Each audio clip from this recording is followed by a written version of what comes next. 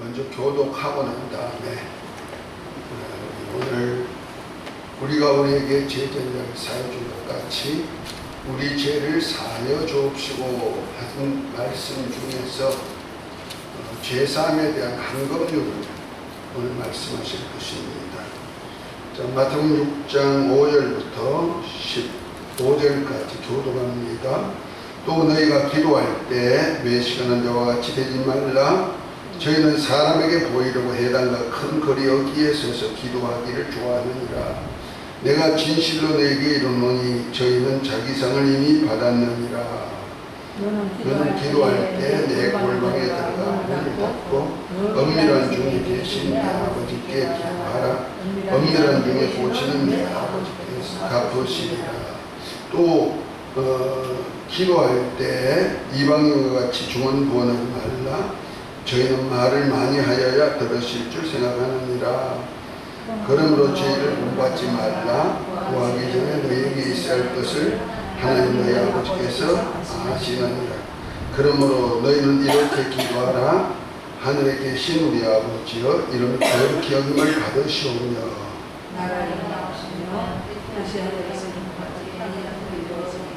오늘날 우리에게 일용할 양식을 주옵시고 우리가 우리에게 죄 지은 자를 사여 준 것 같이 우리 죄를 사여 주옵시고 우리를 시험에 들게 하지 마옵시고 다만 악에서 구하옵소서. 나라와 권세와 영광이 아버지께 영원히 싸움나이다. 아멘. 우리가 사람의 과실을 다같이 너희가 사람의 과실을 용서하지 아니하면 너희 천국께서도 너희 과실을 용서하지 아니하시리라. 오늘은 특별히 우리가 우리에게 죄전자를 사여 준 것 같이 우리 죄를 사여 주시고 하는 주기도문, 우리 주님이 하나님의 자녀들에게 엄밀한 중에 보시는 아버지께 기도할 것을 말씀하시면서 너희는 이렇게 기도하라면서 주기도문을 가르쳐 주셨죠. 그리고 주기도문을 다 가르쳐 주고 결론 부분이 나라와 권세와 영광이 오직 아버지께만 있기를 원합니다. 아멘 해놓고 주기도문이 끝났다는 말이야. 그래 놓고 하신 말씀이 14절 15절이죠. 너희가 사람의 과실을 용서하는 너희 천국께서도 너희 과실을 용서하시리니와 너희가 사람의 과실을 용서하지 아니하면 너희 아버지께서 너희 과실을 용서하지 아니하시리라. 이렇게 말씀합니다. 우리가 죄라고 말할 때 죄의 종류가 두 종류가 있어요. 하나는 하나님과의 관계에서 짓는 죄, 이것을 죄악 이렇게도 표현해요. 그런가 하면 사람과 사람 사이에서 짓는 죄, 이것을 악 혹은 허물이라고 말한단 말이에요. 그런데 주님은 오늘 그 사람과 사람 사이에서 짓는 죄를 과실이라 이렇게 표현했습니다. 뭔가 어떤 실수가 있는 죄라는 이런 얘기죠. 욕심에 걸려서 일어나는 죄, 개인 욕심에서 걸리다 보면 이웃과의 관계에서 죄를 짓는데 이것을 과실이다. 고의적인 죄는 아니고 어떻게 하다 보면 짓는 죄들이 있다는 거죠. 이 죄와 내가 지은 과실, 곧 하나님께 대한 죄와 관계성을 갖게 된다는 것. 그래서 우리 주님께서 우리가 우리에게 죄전자를 사하여 준 것 같이 우리 죄를 사하여 주옵시고 했을 때 먼저 내가 이웃과의 관계에서 과실, 죄, 과실 이것을 사하여 주어야만 내 죄도 내 과실도 용서받을 수가 있다. 우리는 죄는 다 영적이고 하나님께 대한 겁니다. 그러니까 내가 하나님께 짓는 죄든 또는 사람에게 짓는 죄든 이 죄는 다 영적이면서 하나님이 다 그에 대한 보응이 있는 것입니다. 죄값은 사망이고 죄 삭서 오는 것이 저주거든요. 그 창세기 3장에 보면은 하나님의 말씀에 불순종한 하와가 따준 사단의 유혹을 받고 하와가 먹은 선악과를 따주니까 그것을 아담이 먹었는데 그것이 죄라는 말이에요. 이건 과실이죠. 고의적이 아니라는 말이에요. 알지 못하고 먹는 실수로 지은 죄인데 이 죄가 결과적으로 불순종이라는 죄가 아담뿐 아니고 먹으면 죽으리란 죽음이 왔단 말이에요. 영혼의 죽음뿐 아니고 육체의 죽음, 육체의 저주도 같이 찾아왔다는 것을 볼 수가 있죠. 그래서 에베소 2장 1절부터 보면 죄와 허물로 죽었던 너희라 하면서 3절에 보면은 육체의 욕심을 따라 살다가 본질상 진노가 될 자다. 그래서 세상 풍속 따르고 불순종하고 살고 그 다음에 육체의 욕심을 따라 사는 그것이 바로 영원히 죽은 상태가 된다는 거죠. 그 육체의 욕심을 따라 살다 보면 과실이 일어나게 되는 거예요. 자, 이런 이웃과의 관계에서 이 과실을 어떻게 처리할 것인가? 이것이 바로 나의 죄와 곧 하나님과의 관계에서 일어나는 일이기 때문에 내가 하나님으로부터 죄 용서받고 의롭다함을 받을 수 있는 황금률이 뭐가 되냐면 바로 14절에 사람의 과실을 곧 형제의 과실을 용서해 주면 내 과실도 용서가 될 수 있다. 형제의 죄를 사하여 주면 내 죄도 사할 수 있다. 이런 의가 나오죠. 우리가 주님이 가르쳐 준 기도를 보면은 기도하게 한 후에는 반드시 하나님의 약속이 있고 약속 후에는 반드시 이웃과의 관계에 대한 얘기를 하고 있다는 사실이 있죠. 오늘 본문도 그렇죠. 주기도문 너희는 이렇게 기도하라 하고 주님이 가르쳐주고 나라와 권세와 영광이 오직 아버지께만 있기를 원합니다.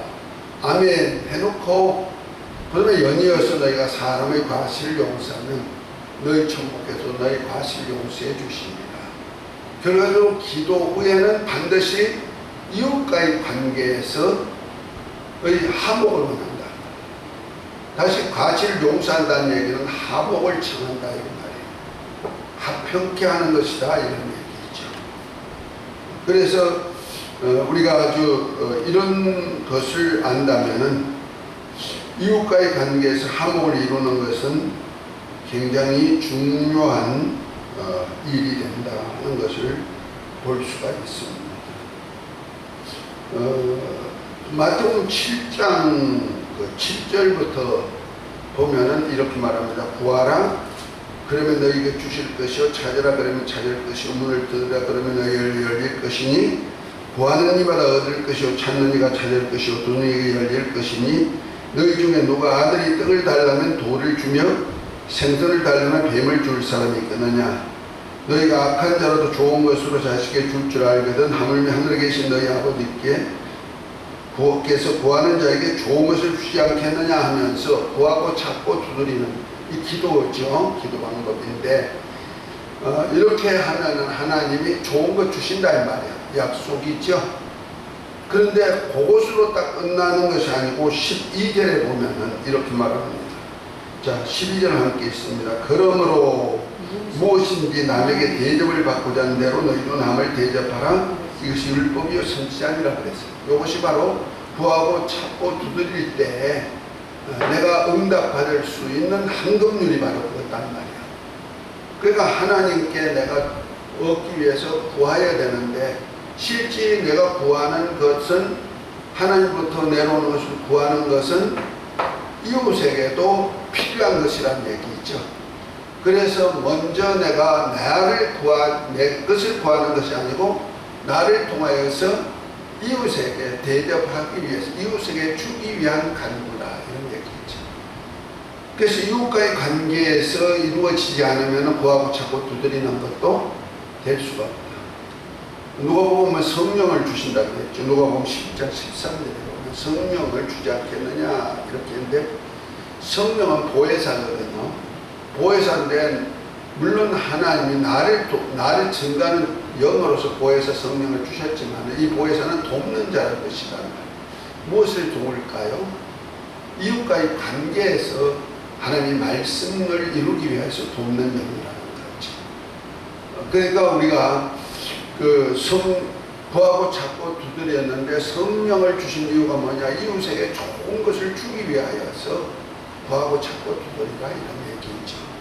그러니까 내 것이 먼저 아니고 이웃 것이 먼저다. 이웃이 없는 부자, 거지 나사로를 무시하고 대문에서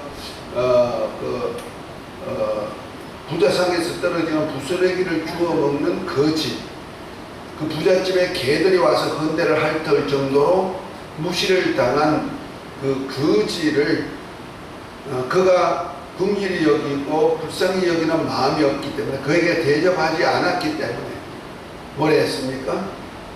결과적으로 음부 구덩이에 빠져가 있는데 그것이 바로 율법과 선지자에게 말을 듣지 아니한 때문이다 이렇게 표현하고 있거든요. 그러니까 율법과 선지자에게 한 강령이 뭐냐? 바로 이웃 사랑인데, 하나님 사랑, 이웃 사랑인데 하나님의 사랑을 받으려면 이웃 사랑을 해야 된다는 거죠. 그러니까 이웃을 미워하는 자는 하나님으로부터 미움을 받는다 이런 얘기가 똑같은 얘기죠. 그러니까 하나님과의 관계와 이웃과의 관계가 이렇게 관계성이 있다, 연결성이 있다는 거죠.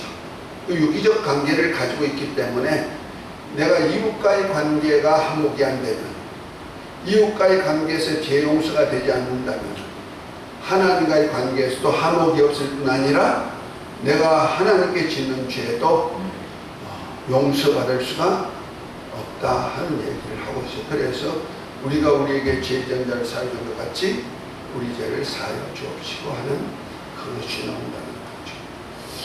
또 마가복음 11장을 보면은 우리 주님께서 하나님을 믿어라, 그리고 이 산들을 바다에 던지우라 명하고 의심치 않으면 그대로 되리라 하고 얘기했어요.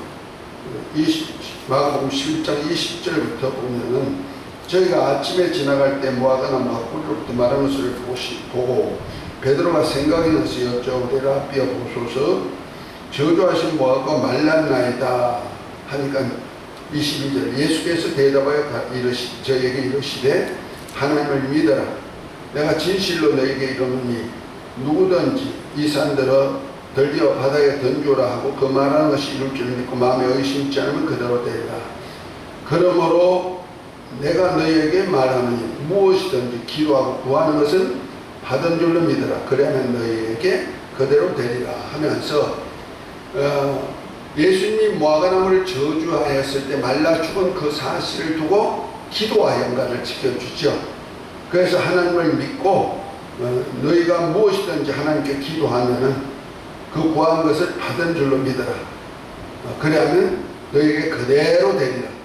그 믿음으로 된다 이 말이야.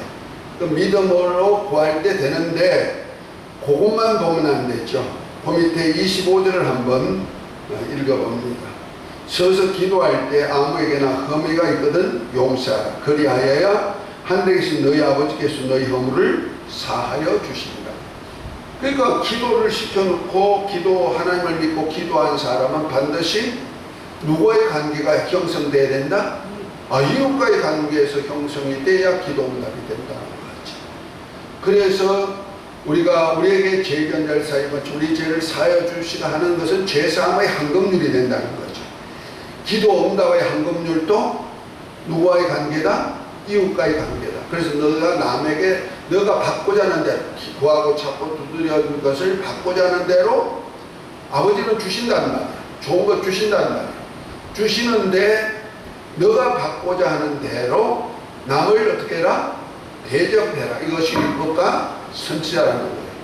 그러니까 내가 이웃과의 관계에서 형성이 안 되면은 하나님으로부터 기도 응답도 받을 수가 없다. 그래서 무화과나무가 말라 죽을 정도로 하나님의 말씀, 너희 말의 권세도 있게 만들어 주겠다. 그래서 하나님을 믿어라. 그리고 이 산들을 바다에 던져라. 내가 의심치 않으면 그대로 된다고 해놓고도 뭘 했어요?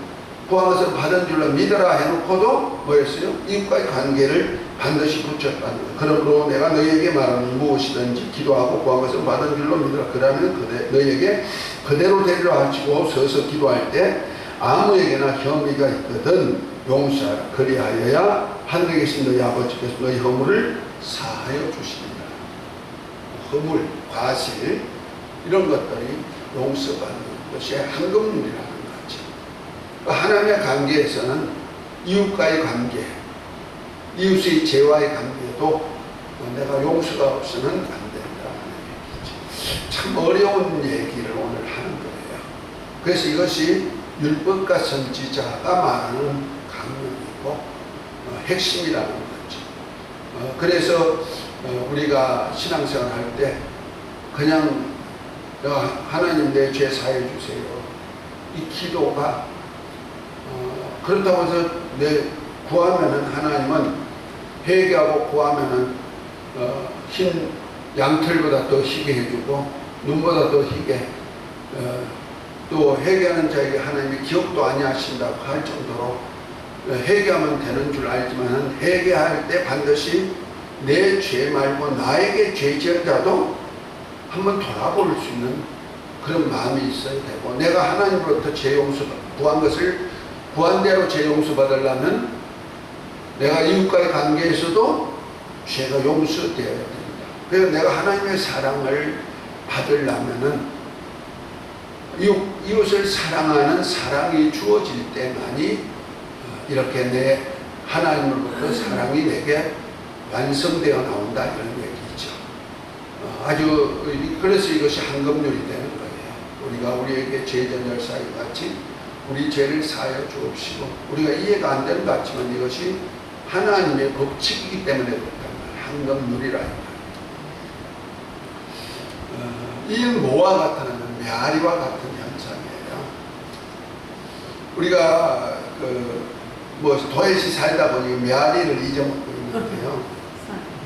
시골에 사는, 더군다나 산골에 사는 사람들, 제가 이제 어릴 때는 나무 하러 다녔어요. 지게 지고 나무하러. 어떤 데는 산속으로 30리, 40리 이렇게 들어가가지고 썩은 나무라든지 뭐 이런 나무 부스러기를 지고 이렇게 올 때가 많은데 그거 없으면 불을 못 지피니까 그래서 우리 누님은요 업척이라 그 나무 안에 오면 밥 안 줘요. 그래서 학교 갔다 오고는 반드시 지게지고 저 산속에 들어가가지고 하다못하면 솔잎들, 솔갈비라 그러죠. 솔잎들 긁어가지고 조금이라도 가지고 와야 조밥도 주고 보리밥도 주고. 그래서 어머님 아버님이 강원도 주문진에 가셔가지고 고기 잡아 어부니까 고기 잡아 하러 갔을 때 우리 누님하고 나하고 둘이 있는 거예요. 우리 동생은 아직 어리니까 엄마 아버지 따라가 있고. 그러면 나더러 반드시 누님이 나무 해오라 그래. 당신도 같이 가가지고. 그래서 우리 집 주위가 울타리가 나무로 이렇게 할 정도로 엄청 쉬웠어요. 그럴 때 우리 누님께서도 반드시 어떤 요구 해놓고 요구가 채워지지 않으면 안 해줘요. 요즘은 안 그러시지만 그런 추억들이 있어요. 근데 산에 나무하러 가면요 소리치죠. 야 그러면은 산울림이 돼가지고 저쪽에서 야야야야야야야 이렇게. 그때 내가 교회 다녔으니까 뭘 많이 하냐, 할렐루야 이 소리를 많이 해. 할렐루야 아멘 그러면 할렐루야 아멘 할렐루야 아멘 할렐루야 아멘 이렇게 산울림이 돼가지고 이렇게 나온 게 메아리예요. 그러니까 하나님의 역사를 그 자연 계시를 통해서 내가 말한 대로 내가 욕을 하면 그쪽에서 또 뭐요? 울림이 돼가지고 욕소리로 돌아온다는 말이에요. 내가 화목을 하면은 좋은 소리 하면 좋은 소리가 메아리로 돌아온다는 거예요. 이것을 보여주거든요. 나는 한마디 했는데 산이 서로 얘기해가지고 그 울림이 여러 가지 울림으로 들어오잖아요. 여러 번. 사랑한다 그러면은 나는 한마디 했는데 그것이 산 울림이 또 옆에 산이 울려가지고 사랑한다 이렇게 들리는 거예요. 내가 한마디 했는데 여러 가지로 들어오죠. 내가 악한 말을 하면 어떻게 돼요? 악한 말로 더 들려온다 하는 거예요. 그래서 너희가 대접을 받고자 하는 대로 남을 대접해라. 이것이 율법이요 선지자니라. 이렇게 주님이 마태복음 7장에 구하고 찾고 두드리라는 그 원칙 속에서 황금률과 같이 오늘 주기도문을 다 가르쳐 놓으시고 아멘 해놓고 너희가 사람을 과실을 용서하면 너희 천국에서도 너희 과실을 용서하지만은 너희가 사람의 과실을 용서하지만 너희 천국에서도 과실을 용서하지 않아 주신다. 이것이 뭐요? 바로 메아리예요. 똑같은 거예요. 하나님은 약속했고 하나님은 응답해 주시지만은 너가 어떤 말을 했느냐에 따라 어떻게 했느냐에 따라 가지고 그것이 너에게 메아리로 다가온다. 응답이 될 것이냐 안 될 것이냐 보여주겠다 이런 얘기죠. 아멘. 그래서 기도할 때는 반드시 하나님께 그래서 제단에 제물을 드리다가도 예배 드리다가도 이웃과의 화목할 일이 있으면 어떻게 되나? 제단에다가 예물을 놔두고 갔다 와가지고 화목한 후에 형제와 화목한 후에 와서 예물을 드리도록 하는 거예요. 이만큼 이웃과의 관계는 철저해야 된다. 귀중하게 생각한다 이런 얘기죠. 그래서 이웃과의 관계에서 기도는요 황금률이에요. 이해가 됐죠? 왜 내 기도 응답이 안 될까? 이것이 바로 뭐다? 이웃과의 관계로 생각해야 된다. 제가 그 치유사에 갈 때 마태복음 8장에 보면 움직일 수 없는 환자를 내 친구가 예수님께 예수님 지붕을 덮고 예수님께 달아내주는 장면에서 소자에 안심하는 내 제삼을 받았느니라 말씀하시고 그 전표로 너 침상을 들고 집으로 가라 그랬어요. 집으로 가라 그랬어요. 그런데 그것이 바로 믿음을 보시고 저희의 믿음을 보시고 우리 주님이 소자에 안심하라 제삼을 받았다 했는데 그 제삼의 전표로 나았으니 침상을 들고 어디로 가라? 집으로 가라. 왜 집으로 가라 했을까? 집으로 가라는 이유가 무엇일까? 집사람과의 관계에서 뭐가 안 이루어졌다? 화목이 안 이루어졌다. 그래서 믿음으로 나아서는 이제부터 집에 가서 화목해야 될 결론 나온다는 거지. 그런데 여태까지 아플 때마다 당신 때문이야 맨날 그랬다는 거 아니야. 그러니까 그 당신 때문이야가 그 사람으로 죄가 되었고 죄가 자기를 꼼짝없이 움직일 수 없는 자로 만들어버렸다는 거죠. 죄값은 사망이니까. 이해가 됐어요? 그런데 주님은 그 친구들이 기어코 사람이 많아서 내릴 수 없는 곳에 지붕이라도 뜯고 내리는 그 모습을 보면서 이웃이 서로 사랑하고 그를 살리고자 하는 그 모습을 보면서 그 믿음을, 저의 믿음을 보시고, 그래서 저의 믿음. 그러니까 친구들이 그 병든 사람, 병든 친구 하나 고치려고, 죄 때문에 망하여 죽게 된 사람을 고쳐주기 위해서 예수님께 내려주는 그 믿음을 보시고 저에게 이르시되 소자야 안심하라 제사를 받았다 하고 말하면서 침상을 들고 집에 가라. 그리고 우리가 집에서 부부간에 니탈내탈하면 지금 뭐가 들었다? 병 들었다. 그거 죄단 말이에요. 죄값으로 병이 들었다. 그러니까 내가 가정적으로 어렵고 서로 용서하지 못하면, 과실을 용서하지 않으면 뭐가 든다? 병든다. 그것을 이제 용서받았으면 반드시 뭐 해야 된다? 서로 사랑해야 된다. 과실을 용서해야 된다 하는 것과 연관이 지어진다는 거죠. 아멘. 참 중요한 얘기를 지금 하고 있는 거예요. 그런 차원에서 자, 우리 프린트물 110페이지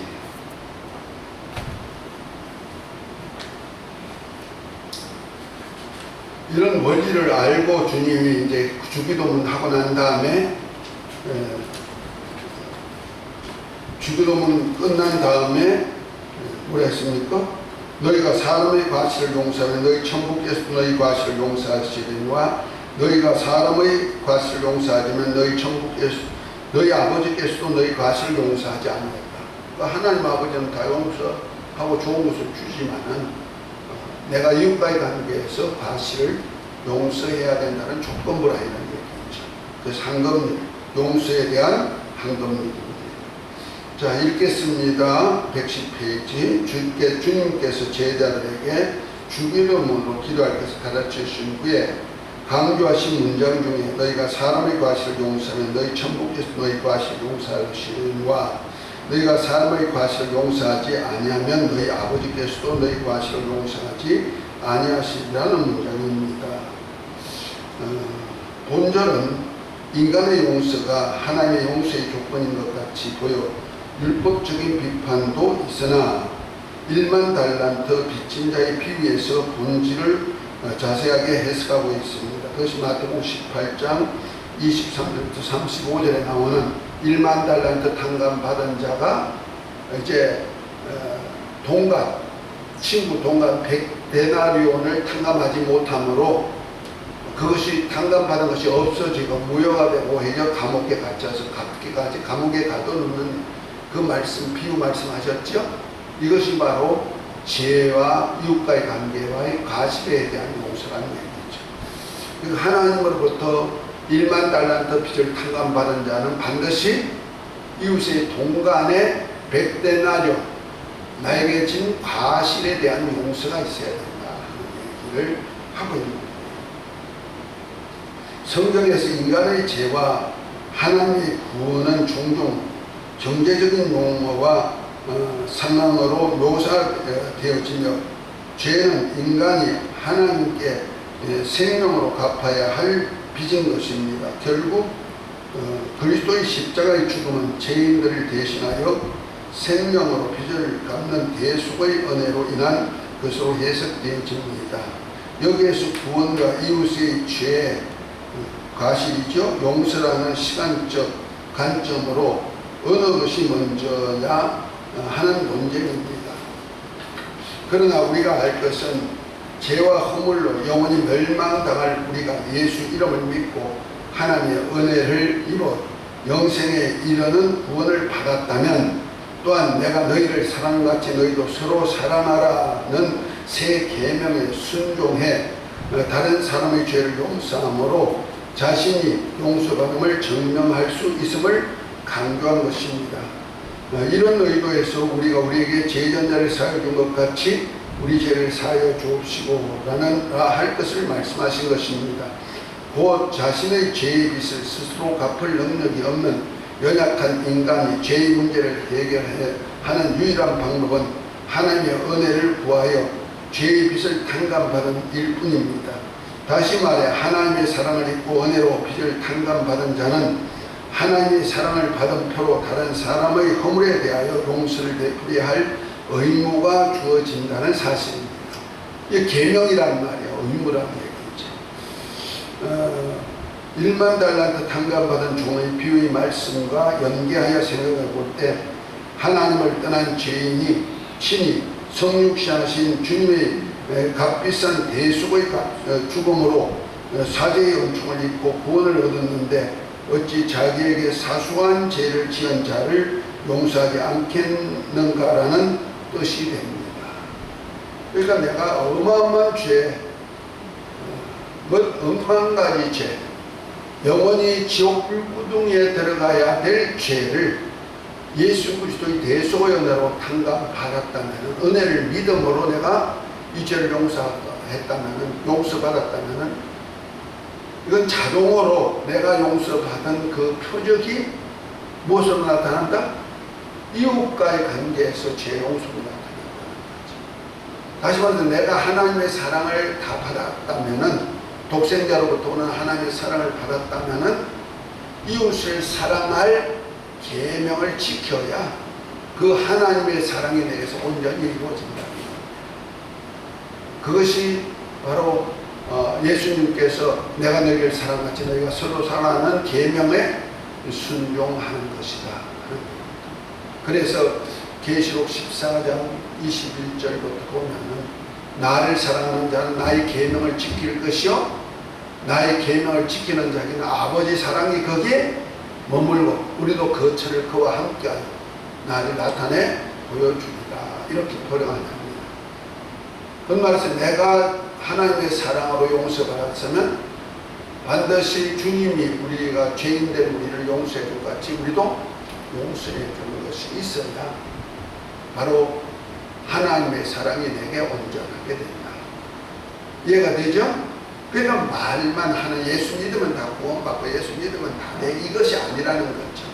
이웃과의 관계는 철저하게 하나님은 계명으로 다스려 준다는 얘기죠. 그래서 자 111페이지 예수님은 꼭 한번 읽습니다. 건너뛰기 하기 전까지. 예수님은 용서에 대한 베드로의 물음에 70번씩 7번이라도 용서하라 말씀하셨습니다. 유대인들의 관념상 치른 완전을 의미하는 말합니다. 그러므로 7번씩 7번이라도 용서하라는 것은 완전한 용서를 촉구하는 말씀입니다. 자기 이웃에 대한 분노를 품고 있는 자는 결코 하나님의 용서를 기대할 수 없으며 형제에 대한 자비와 사랑의 마음이 없고 동정과 용서를 실천하지 않는 사람은 사죄의 은총을 누릴 수 없다고 하신 것입니다. 로마서 14장 7에서 9절에서 사도 바울은 내가 어찌하여 내 형제를 판단하느냐 어찌하여 내 형제를 없음 여기느냐 우리가 다 하나님의 심판자 앞에 서리라고 말함으로써 다른 이들을 용납하고 이해하여 함을 강력히 상기시키는 한편 인간은 누구라도 하나님의 용서가 반드시 필요한 존재인 것을 암시하고 있습니다. 자신의 몸을 죄값으로 내어주시기까지 하면서 우리를 용서하신 그리스도의 은혜를 입은 자는 하나님께서 우리를 용서하신 같이 용서하는 자가 되어야 할 것입니다. 그러고 예수님께서는 주의 기도를 통해 우리가 우리에게 죄 지은 죄를 하여 준 것 같이라고 말씀하심으로 용서의 마음을 촉구하신 것입니다. 진정으로 용서하는 자만이 용서를 받을 수 있으며 용서하에는 우리가 주님께 나가기 위한 첫걸음이기 때문입니다. 예수님을 통한 하나님의 정신은 한마디로 사랑이라 말하지만 이 사랑은 용서 없이는 나눠질 수 없는 것입니다. 용서는 평화를 이루는 밑거름이고 용서를 통해 이루어진 평화는 새로운 인간성의 표현으로서 그리스도 자신에게서 완성되었고 새롭게 태어난 기독교 공동체 즉 하나님 나라에 들어오지 않은 사람에게 반드시 요구되는 기쁨입니다. 화해를 이룬 기독교 공동체의 구성원들은 그리스도의 죽음과 그의 피 흘리심이 화해의 수단이었다는 것을 알아야 합니다. 인류는 하나님의 독생자께서 십자가에 달려 죽으신 값비싼 희생을 통해서만 평화의 적절한 관계에 들어갈 수 있게 되었다는 점을 인식하여야 합니다. 예수님께서 우리 죄악을 대속하기 위한 죽음을 값진 것은 우리가 이 땅에서 반드시 이루어야 할 용서와 화해의 첫 열매이기 때문입니다. 예, 아멘. 내가 하나님과의 화목 관계를 이루었다면 그 메아리가 이웃과의 관계에서 화목으로 이어지게 되어 있다는 얘기죠. 우리가 이제 보통 어릴 때 물장구 치는 걸 했어요. 그 납작한 돌을 가지고 조용한 호수에다 탁 던지면은 물이 톡톡톡톡 돌멩이가 튀면서 물장구 친다 그랬죠. 물장구 벌레가 가듯이 그렇게 한다. 그런데 어떤 때는 이렇게 던지다 보면은 돌멩이가 텅텅 튀는 거 아니고 퐁당하고 빠져들어가. 그 퐁당하고 빠져들어가는데 그것만 있는 거 아니야. 퐁당하고 빠져들어갈 때 그 물에 오는 충격이 물이 튄단 말이야. 튀면서 파장이 생겨. 그 파장이 여기만 있는 거 아니야. 점점 해가지고 어디까지 가냐면 뚝방까지 가는 거야. 뚝방까지 갔다가 뚝방에서 끝나느냐 아니야. 뚝방에서 또 반사돼가지고 다시 돌아와. 이렇게 파장이 물 속에다가 조용한 강에다가 돌을 하나 딱 던지면은 그 돌의 힘에 의해서 파장이 생겨서 그것이 뚝방에 가서 뚝방에 또 반사돼가 또 돌아온다는 거예요. 이거 연동으로 이렇게 돌아오는 것이 있듯이 이것도 메아리 현상과 똑같은 거예요. 그 어느 사람에게다가 내가 돌멩이를 탁 던졌어. 상처 되는 소리를 했어. 그러면 그 상처의 파동이 그 사람 심령에만 있는 거 아니고 심령이 외적으로 나타나고 그것이 환경에 나타나고 그것이 또 파동이 되어가지고 던진 사람에게 돌아오게 돼 있다는 거죠. 이건 자연의 법칙이 바로 그런 거예요. 그러니까 자연도 내게 말하는 거예요.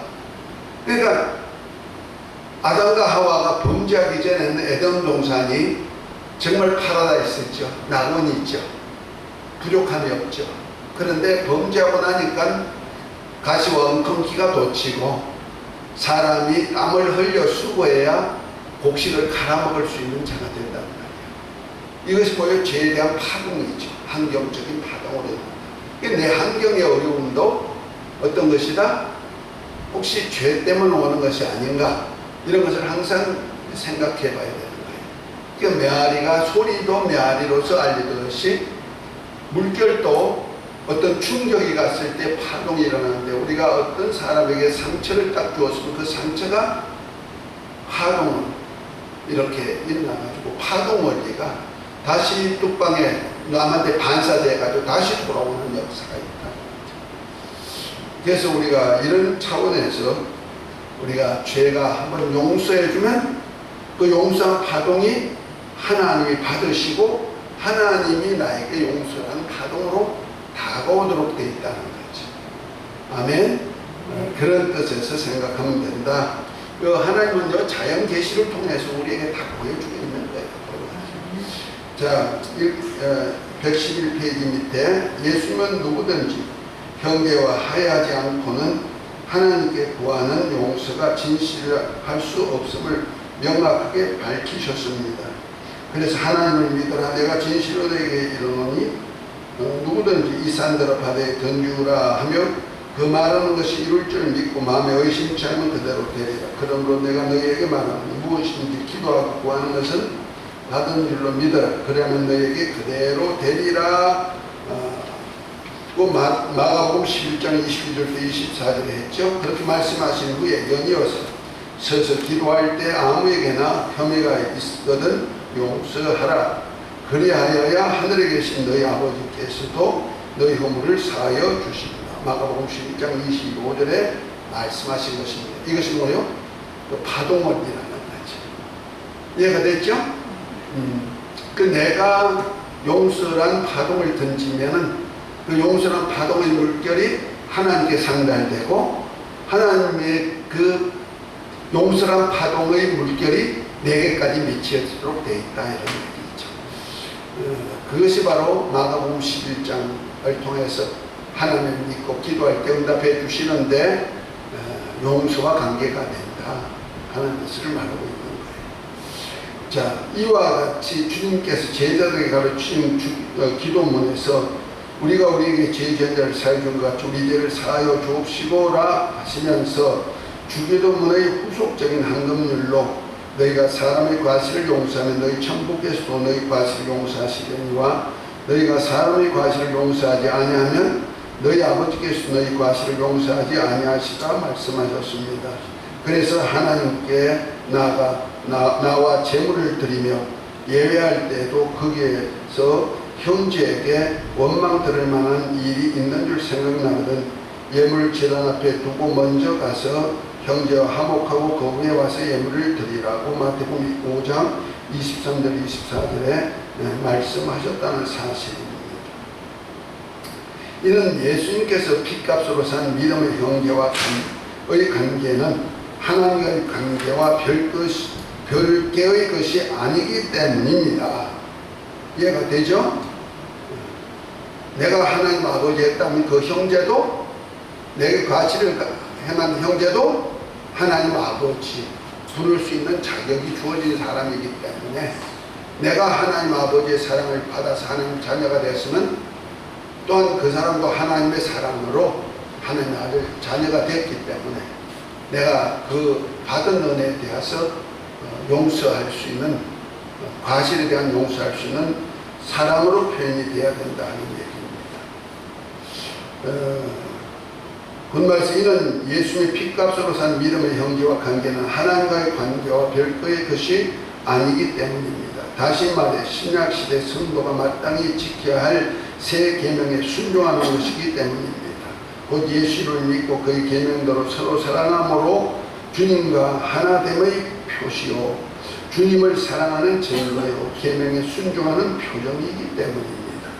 이것은 예수 이름을 믿는 것과 서로 사랑하는 계명에 순종하는 것은 하나님 아버지께서 계시는 하늘나라를 향해 가는 성도 자신을 싣는 수레의 두 바퀴와 같은 것입니다. 이것을 인식하고 지킬 때 형제가 연동하여 동감이 아름다워지는 것입니다. 그랬어요. 그러니까 우리가 두 가지는 반드시 있어야 된다. 신앙생활. 하나는 예수님을 믿는 것과 내가 너희를 사랑하는 너희가 서로 사랑하라는 계명. 이 서로 사랑하는 것은 살려주고 죄 용서해 준 것을 전제로 한다고 그랬죠. 이것이 바로 내가 천국까지 가는 배를 타고 천국까지 가는 노와 같아. 양노를 짓는 한짝 노만 지으면은 제자리 걸음밖에 안 되지만 그래서 예수를 믿기만 하면 돼. 천국까지 가. 그 한쪽 노만 찾는 거예요. 그러면 한쪽 노만 저는 안 되니까 한쪽 노는 서로 사랑하는 계명의 노를 지어야죠. 그래서 두 가지를 같이 질 때 어디까지 한다? 목적하는 한국까지 갈 수 있는데 이것이 바로 천국까지 갈 수 있는 길이다 하는 거예요. 요한일서를 잘 읽어보면 압니다. 계명을 지키는 자는 하나님께 속한 자고 계명을 지키지 않은 자는 죄 용서도 받지 못하고 마귀에게 속한 자도 이렇게 얘기하고 있다는 사실입니다. 자, 오늘 그래서 우리가 우리에게 죄전제를 사하여 준 것 같이 우리 죄를 사하여 주옵시고 하는 주기도문의 그 핵심 죄 용서에 대한 기도는 우리에게 가장 귀중하게 생각하는 하나님이 우리를 용서한 용서를 받기 위한 하나의 황금률이다 하는 아멘. 그래서 내가 그래 할 때 하나님의 나라가 내게 임하는 거예요. 천국이 내게 임하는 거예요. 천국까지 이룰 수 있는 것이 된다 이 말이에요.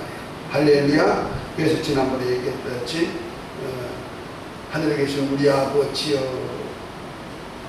한 얘기와 이름이 거룩히 여김을 받으시오며 첫 번째, 그 다음에 나라가 임하옵시며 세 번째 뜻이 하늘에서 땅에서 이루어지이다 하는 얘기는 이제 우리에게 필요한 것 오늘날 우리에게 일용할 양식을 주옵시고 또 우리가 우리에게 죄전제를 사해 준 것 같이 우리 죄를 사해 주시고 세 번째 우리를 시험에 들게 하지 마옵시고 다만 악에서 구원하옵소서와 연동되는 것이다 하는 것을 말하고 있죠.